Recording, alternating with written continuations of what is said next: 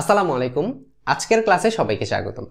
তো আমরা পড়ছিলাম ট্রান্সপোর্টেশন প্রবলেম। আমরা ট্রান্সপোর্টেশন প্রবলেমের গত ক্লাসে আমরা নর্থ ওয়েস্ট কর্নার রুলটা দেখছিলাম। আজকে আমরা ভগেলস অ্যাপ্রক্সিমেশন মেথডটা দেখব। যে এই সেম প্রবলেমই আমাদের গত ক্লাসে যে প্রবলেমটা ছিল সেই সেম প্রবলেমই আমরা এটা ভগেলস অ্যাপ্রক্সিমেশন মেথড এইটাতে সলভ করব। তো প্রথমে আসি যে আমরা এই যে সেম প্রবলেমটাই এখানে তুলে রাখছি সলিউশন করার জন্য। এখন প্রথমে আসি যে এটা আমরা শুরু করব কিভাবে।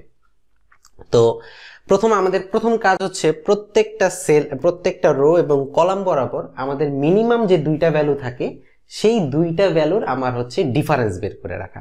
যেমন আমি যদি একটা দেখাই, যেমন এখানে এই যে ডি মানে D1 এই কলাম বরাবর সবচেয়ে ছোট দুইটা ভ্যালু কত। আমরা দেখব এই যে এতটুকের মধ্যে আমরা সাপ্লাই এবং ডিমান্ড বাদ দিয়ে বাকি দুইটা ভ্যালু কাউন্ট করব।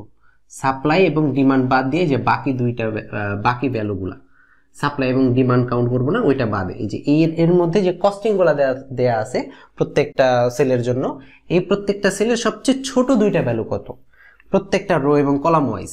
যেমন এই কলামে সবচেয়ে ছোট দুইটা ভ্যালু 3 এবং 2, তাহলে এই দুইটা ডিফারেন্স কত 1। তারপর এখানে সবচেয়ে ছোট দুইটা কত 1 এবং 3, তাহলে এই দুইটা ডিফারেন্স 2। তারপরে এখানে সবচেয়ে ছোট 5 এবং 3, তার ডিফারেন্স 2। তারপরে এখানে সবচেয়ে ছোট কোনটা 4 এবং 2, তার ডিফারেন্স 2। এটা আমরা কলাম বরাবর ডিফারেন্স গুলা বের করলাম। এরপর আমরা রো ওয়াইজ ডিফারেন্স গুলা বের করি। যে রো ওয়াইজ এই দুইটা সবচেয়ে ছোট, তাহলে এই দুইটা 3 এবং 1 ছোট হইলে এই দুইটার আমার ডিফারেন্স 2। এই দুইটার ডিফারেন্স আমার 2। তারপর এখানে যদি খেয়াল করি, এখানে আমার সবচেয়ে ছোট দুইটা কোনটা, সবচেয়ে ছোট দুইটা 3 এবং 5, তাহলে এই দুইটা ডিফারেন্স কত, এই দুইটা ডিফারেন্স 2 এবং 5, এই দুইটা ডিফারেন্স 3। আর এখানে আমরা সবচেয়ে ছোট 2 এবং 3, এই দুইটা ডিফারেন্স 1। প্রত্যেকটা ডিফারেন্স বের করলাম। এখন দেখবো যে আমাদের সবচেয়ে বড় ডিফারেন্স কোনটা। আমরা যদি খেয়াল করি, এই যে এইটা আমাদের সবচেয়ে বড় ডিফারেন্স, তাহলে এটা এই রো বরাবর হইছে, তাহলে এই রো বরাবর আমরা সবচেয়ে ছোট কস্টিংটাকে খুঁজবো। আমি আবারও বলি, প্রথমে আমরা ডিফারেন্স গুলা বের করবো সবচেয়ে ছোট দুইটা কলাম এবং রো দুই ভাবেই সবচেয়ে ছোট যে দুইটা ভ্যালু থাকে সেই দুইটা ভ্যালুর আমরা ডিফারেন্স বের করব। তো ডিফারেন্স আমরা বের করলাম, এই ডিফারেন্স গুলার মধ্যে সবচেয়ে বড় ভ্যালুটা খুঁজবো। তাহলে এই ডিফারেন্স গুলার মধ্যে সবচেয়ে বড় ভ্যালু 3। সেটা এখানেও থাকতে পারে, এখানেও থাকতে পারে, যে কোনো জায়গায় থাকতে পারে। যেটার ডিফারেন্স সবচেয়ে বড় হবে আমরা সেই ডিফারেন্সটা নিয়ে কাজ করব। তাহলে এই ডিফারেন্স নিলাম। এখন এই ডিফারেন্সের এই রো বরাবর, যেহেতু এই ডিফারেন্সটা এই রো বরাবর আসছে, এই সবচেয়ে বড় ডিফারেন্সের রোতে বা কলাম, যে কলামে আসলে কলামে, রোতে আমার সবচেয়ে ছোট ভ্যালু কোনটা, এই যে এই 2 আমার ছোট ভ্যালু। তাহলে এইখানে দেখবো যে আমার ডিমান্ড কত আছে আর সাপ্লাই কত আছে।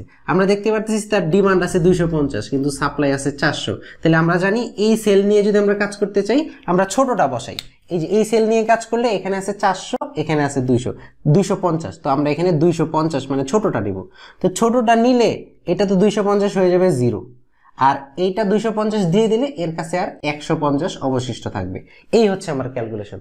এরপর যেই বরাবর 0 হইল না, ওই কলাম বা রো আমাদের বাদ দিতে হবে। মানে এই বরাবর 0 হয়ে গেছে, তাহলে এইটা আর আমরা কাউন্ট করব না। পরবর্তী ক্যালকুলেশন, যে একবার ডিফারেন্স বের করছিলাম, এখন সেকেন্ড ধাপে আমরা আরেকবার ডিফারেন্স করব এই কলাম বাদে। যেহেতু এটা 0 হয়ে গেছে, এটা আর আবার পরবর্তীতে কাউন্ট হবে না। তো এরপর আমরা যদি দেখি, এখন এই দুইটার আমরা এই যে একটা ডট ডট দিয়ে রাখলাম, এটা আর আমরা কাউন্ট করতেছি না। এই কলাম বাদে আমরা ক্যালকুলেশন করব। তো এই কলামটা আমরা রাখার পর বা একটা দাগ দিয়ে দিই, এই যে এই কলাম আর আমরা কাজ করতেছি না। তো এখন যদি এই কলামের আমরা ডিফারেন্স দেখি, এটা আসবে 2, এটা ডিফারেন্স, এটা আসবে 2, এইটার ডিফারেন্স 2। এখন দেখি, এখন এইখানে সবচেয়ে ছোট দুইটা কোনটা। এখন এখানে যদি দেখি, সবচেয়ে ছোট দুইটা 1 এবং 4, কারণ 3 তো এখন নাই, এই কলাম তো আমরা বাদ দিছি। তো 1 এবং 3 এর ডিফারেন্স 1 এবং 4 এর ডিফারেন্স 3। তারপরে এখানে সবচেয়ে ছোট দুইটা এই 4, 5 5, 6, এই দুইটার ডিফারেন্স 1, আর এখানে সবচেয়ে ছোট ডিফারেন্স এই দুইটার, সেটা 1। এখন আমাদের সেকেন্ড টার্মে এই যে ডিফারেন্স গুলো যে পাইলাম, এর মধ্যে সবচেয়ে বড় কোনটা, এইটা। তো এখন আমরা কাজ করব এই রো নিয়ে।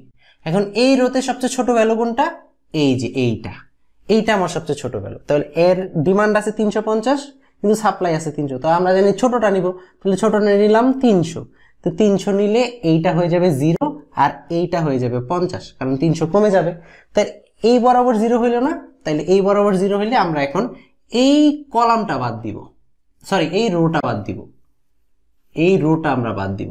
এই রো বাদ দিয়ে নেক্সট স্টেপে যাব। নেক্সট আমরা আরেকবার ডিফারেন্স বের করব। এরকম যতবার ডিফারেন্স বের করা লাগে আমরা করব। তো নেক্সট ডিফারেন্স করি, তাহলে এখন আমাদের বাকি আছে কোনটা? যে এই দুইটা, এই দুইটার ডিফারেন্স কত? এই দুইটার ডিফারেন্স হচ্ছে 3। এই দুইটার ডিফারেন্স কত? এই দুইটার ডিফারেন্স হচ্ছে 2। এই দুইটার ডিফারেন্স কত?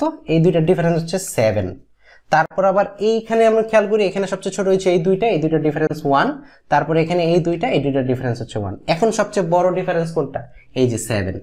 তাই এখন আমরা এই কলাম বরাবর কাজ করব। তাই এখন এই কলাম বরাবর এই সেল তো বাদ, এই দুইটার মধ্যে ছোট কোনটা? এইটা।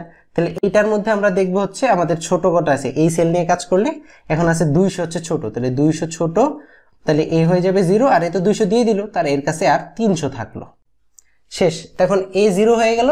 তো এখন আবার এই কলামটা বাদ, এখন এই কলাম বাদ গেলে এখন এই চারটা শুধু অবশিষ্ট থাকে। এখন এই চারটার মধ্যে আমরা আবার ডিফারেন্স করব। এই যে দেখি এই দুইটার ডিফারেন্স কত?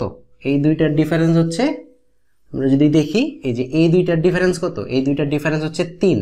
আবার এই দুইটার ডিফারেন্স কত? সেটা হচ্ছে 2। আর এটা তো বাদ, এটা আর আমরা কাউন্ট করব না। আবার এই দুইটার ডিফারেন্স কত? 1। এই দুইটার ডিফারেন্স কত? 0। এখন আমরা কাউন্ট করব যে সবচেয়ে বড় ডিফারেন্স কোনটা? এই যে এইটা, এইটা হচ্ছে আমার সবচেয়ে বড় ডিফারেন্স। তাহলে এইটা যদি সবচেয়ে বড় ডিফারেন্স হয়, তাহলে এই কলামে আমরা দেখব ছোট ভ্যালু কোনটা? এইটা।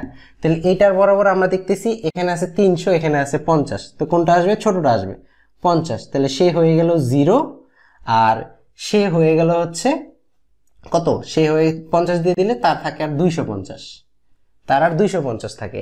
এখন এ যেহেতু 0 হয়ে গেছে, তাহলে এ বাদ। তাহলে এই যদি বাদ চলে যায়, এখন আমার সেল বাকি থাকে আর কয়টা? এই দুইটা সেলই শুধু বাকি থাকে না, আর এখানেও কিন্তু এই দুইটা সেলই বাকি আছে, বাকিগুলা কিন্তু 0 হয়ে গেছে। তাহলে আমরা কাজ করি, প্রথমে এটা একেও দিতে পারি, একেও দিতে পারি। প্রথমে আচ্ছা আমরা ছোটটাকে আগে দিই। ধরা যাক এই যে 3 যেটা আছে, এটার মধ্যে যদি আমরা দেখি এই যে 250 400, তাহলে এ যদি 250 দিয়ে দেয়, তাহলে এ হয়ে যাবে 0। আর এ যদি 250 দিয়ে দেয়, এ হয়ে যাবে 150। তো এই 150 আবার এ পাবে, তো এ পেলো 150, এর 150 দিলে এ হয়ে যাবে 0, এ হয়ে গেল 0। সবারকে ডিভাইড করা শেষ। এখন আমরা জাস্ট ক্যালকুলেশনের অ্যান্সারটা বের করব, যে মিনিমাম জেডটা বের করব। মিনিমাম জেড কোন কোন সেল আসছে? এই যে প্রথমে এই যে এই সেলটা আসছে, এই যে এই কলামে কিন্তু এই সেলটা কত? 2 × 250 প্লাস, এরপরে এই কলামে কয়টা সেল আছে? দুইটা, একটা হচ্ছে 300 × 1, 300 × 1 প্লাস একটা এইটা 50 × 3, 50 × হচ্ছে 3, তারপর প্লাস 3 নাম্বার কলামে যদি খেয়াল করি, এখানে দুইটা ভ্যালু আছে 5 × 150, 5 × 150 প্লাস এখানে আছে হচ্ছে 3 × 250, 3 × 250, তারপরে প্লাস লাস্ট যে কলামটা সেখানে একটাই শুধু অ্যাভেলেবেল, সেটা হচ্ছে 2 × 200, 2 × 200। এরকম ভাবে এই ক্যালকুলেশনগুলো নিয়ে দেন হচ্ছে আমরা এখানে যে অ্যান্সারটা পাবো সেটাই হচ্ছে আমাদের ট্রান্সপোর্টেশন প্রবলেমের অ্যান্সারটা। তো এই হচ্ছে আমাদের ভগেলস অ্যাপ্রক্সিমেশন মেথড। এই যে এখানে একটু ঝামেলা লাগতে পারে, দু একবার যদি ক্লাসটা করেন তাহলে আপনাদের আশা করি জিনিসটা বুঝতে পারবেন ভালো। তো এই ছিল আমাদের মোটামুটি ভগেলস অ্যাপ্রক্সিমেশনের ক্লাস। নেক্সট ক্লাসে আমরা হচ্ছে আমাদের যে লিস্ট কস্ট মেথডটা সেইটা আমরা দেখাবো। তো আজকের ক্লাসে এই পর্যন্তই, সাথে থাকার জন্য ধন্যবাদ। আসসালামু আলাইকুম।